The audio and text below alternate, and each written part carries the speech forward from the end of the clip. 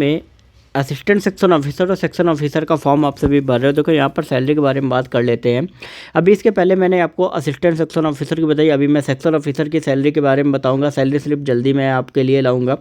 अभी new joinee salary के बारे में बात करूंगा। जब तक आप ज्वाइन करोगे इंक्रीमेंट क्या कैसे क्या आप सभी के लगते हैं, साथ ही किस तरीके से जो आपका HRA है वो आपको मिलता है, किस तरीके से आपको जो ट्रांसपोर्ट अलाउंस है वो आपको मिलता है, इसके सारे बारे में डिस्कस करेंगे। देखो यहाँ पर अगर मैं, जैसा कि आप सभी देख रहे हो, यहाँ पर पूरी जो आपको सैलरी है वो यहाँ पे आपको दे दी गई है।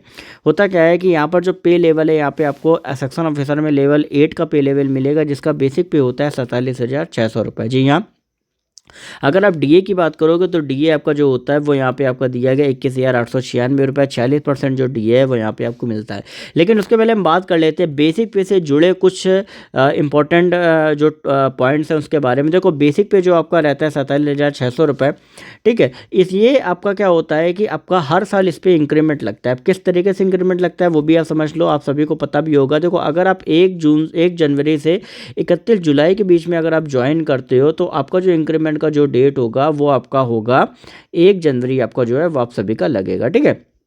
अगर आप ज्वाइन करते हो 1 जुलाई से लेके, ठीक है, 31 दिसंबर तक, ठीक है, तो आपका इंक्रीमेंट क्या होगा, 1 जुलाई होगा। ये ध्यान में रखिएगा कि इस तरीके से जो आपका इंक्रीमेंट होता है ये अलग अलग उसमें वेरी करता है, ठीक है। साथ ही क्या होता है कि एक जो 3% का जो इंक्रीमेंट आप सभी को जो दिया जाता है वो यहाँ पे आपको दिया जाता है, तो उससे आपका जो सैलरी है वो कहीं ना कहीं आपका इनहेंस होता है, ठीक है। और ये आपका फिक्स रहता है, ठीक है। अब बात करते हैं डीए की, ठीक है, ये आपका कंप्लीट होगा। डीए आपका जो होता है वो आपका सरकार साल में 2 बार देती है। एक आपका जनवरी से जून के बीच में देती है और एक आपका देती है जुलाई से दिसंबर के बीच में। और जनवरी से जून में अनाउंस होता है मार्च में, और ये आपका होता है अक्टूबर में। इस तरीके से सरकार जो होता है वो मेन अनाउंस जो होती है टाइम पे करती है। ये आपका इतना हो गया।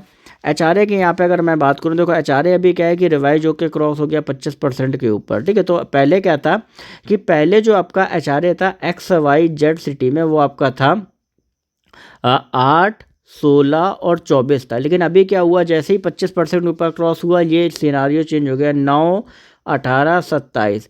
लेकिन अभी क्या है कि अभी जैसे ही ये 50% डी, अभी 46% पहुंचा, 4% और बचेगा, रिवाइज हो जाएगा 10, 20, 30 में।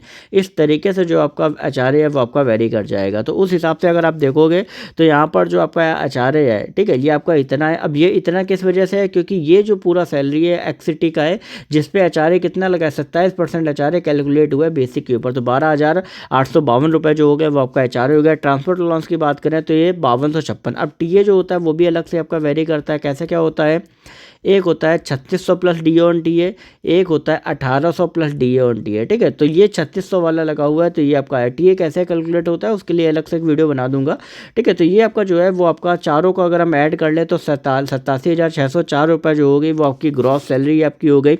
अब यहाँ पर अगर मैं बात करूँ, इस ग्रॉस सैलरी में क्या होता है, कोई भी डिडक्शन से नहीं होते। ग्रॉस मतलब ये होता है कि वो सैलरी जो आपको बस कैलकुलेट हो रही है लेकिन दी नहीं जा रही, क्योंकि उसमें डिडक्शंस नहीं होते। क्योंकि डिडक्शंस आपके क्या क्या होते हैं पहले ये आप समझ लेते लो।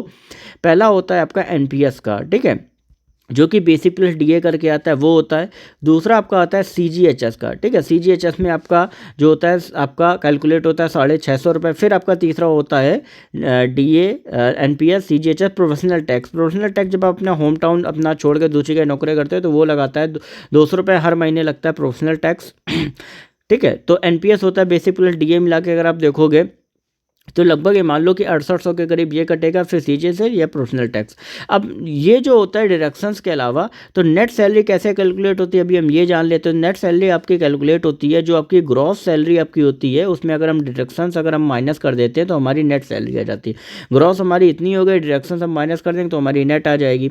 लेकिन उसके लिए मोटा मोटा हम क्या समझ लेते हैं, हमें ये समझना होता है कि इन एंड सैलरी जो नेट सैलरी अगर हम अभी के सिनारियो में अगर हम देखेंगे, जब तक आप ज्वाइन करोगे तब तक तो डीए भी एक बार बढ़ जाएगा। अभी के सिनारियो में अगर आप देखोगे तो नेट सैलरी जो आपकी आएगी वो आपकी लगभग 81,000 जो है वो आपकी नेट सैलरी, लगभग 80 या 81,000 जो है वो आपकी नेट सैलरी जो है वो आपकी आएगी। ये आपकी होगी एक्स सिटी में। वाई सिटी में मोटा मोटा बात कर लेते हैं तो वाई सिटी में जो आपकी नेट सैलरी आएगी वो आपकी आएगी 79,000 के करीब जो है वो आपकी 69,000 के करीब जो है, सॉरी 69,000 करीब आपकी जो है वो आपकी सैलरी आएगी वाई सिटी में। जेट सिटी में 63,000 के करीब जो सैलरी वो आपकी जेट सिटी में आएगी। इस तरीके से जो आपकी सैलरी है वो आप सभी की वेरी करेगी। और अगर आपको कोई भी डाउट है तो आप हमारे इंस्टाग्राम चैनल पे आप जाके पूछ सकते हैं, वहाँ से सारे डाउट्स आपके क्लियर हो जाएंगे। बाकी रिलेटेड अपडेट के लिए चैनल को सब्सक्राइब कर लीजिए। बाकी आप टेलीग्राम ग्रुप जो ज्वाइन कर लेना, डिस्क्रिप्शन में लिंक आपको दिया।